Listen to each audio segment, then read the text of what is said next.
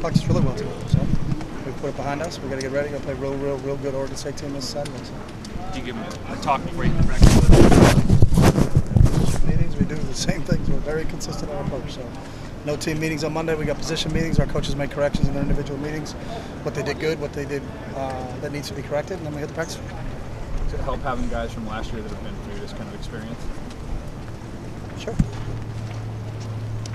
Do you rely on your leaders more right now? Our guys know what to do. So we ain't have any meetings. I didn't have a come to Jesus meeting with our counselors, our leaders, or anything like that. We just do the same thing. We're very, very consistent, and that's what we try to preach to our guys all the time, because that's what the deal is. If you can be consistent, you got a shot. You know, and we were consistent. I think on Saturdays 10 times. And we weren't as consistent in some situations on Saturday against a good Stanford team, and that's what got us beat. So. Any similarities between skill sets on defense from OSU to Stanford from week to week? From who? The skill set of their defenses from Stanford defense to OSU. Is there any similarities between the two? They're a different team. You know, they've got they're built differently. It's a different scheme first and foremost. You know, and it's they got some really good players in Dylan Wynn and Crichton up front. Two defensive ends. You know, a 4-down scheme. So that's a lot different than what we faced last week. But they're obviously good athletes on that side of the ball. Yeah.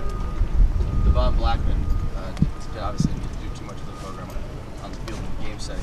What did he do for the program in practice? He's done everything. Great kid. You know, I had a meeting with him this morning, and he, you know, wants to go see if he can go play somewhere else, and we'll support him in his decision. But he's been a great kid. We did a great job in the classroom for us. Did a great job as a teammate around here, and we told him we'll help him in any way, assist him in what he wants to get accomplished in the rest of his college career. So, great kid.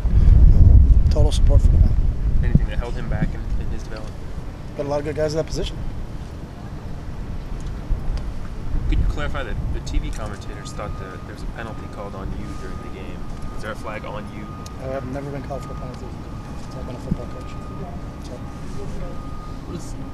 I know you said you guys don't necessarily play away from one player or anything like that. Oh, I'm sorry. I was called for a penalty in Utah my first year, but somebody ran into me on the sideline. So I didn't know he was running into me. So. But I did not have a penalty called on me on Saturday. So what was the flag? It was unsportsmanlike conduct was the flag. On? It wasn't on me. Can you clarify who it was? No.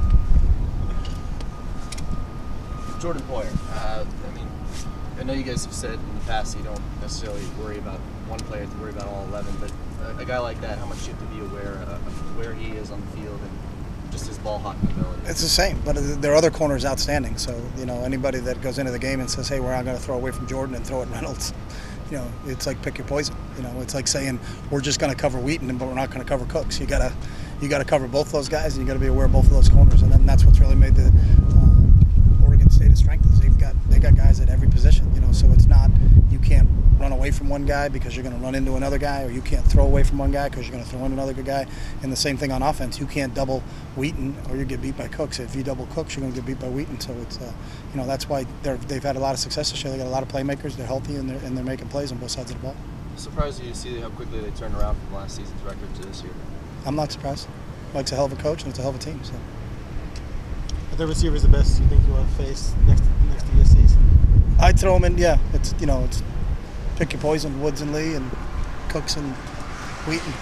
You know, they're the best because we're playing them this week. So, but they're all four of them are outstanding. You know, and they're all in the conversation for the best receivers in this league. So, and they can all hurt you. So if you sleep on any of them, shame on you. You know, but like I said earlier, we're not going to try to double Wheaton and then not double Cooks. You know, if their scheme is such that they can figure that out and they'll get the ball to the right guys. So we got to make sure we got eyes on both those guys.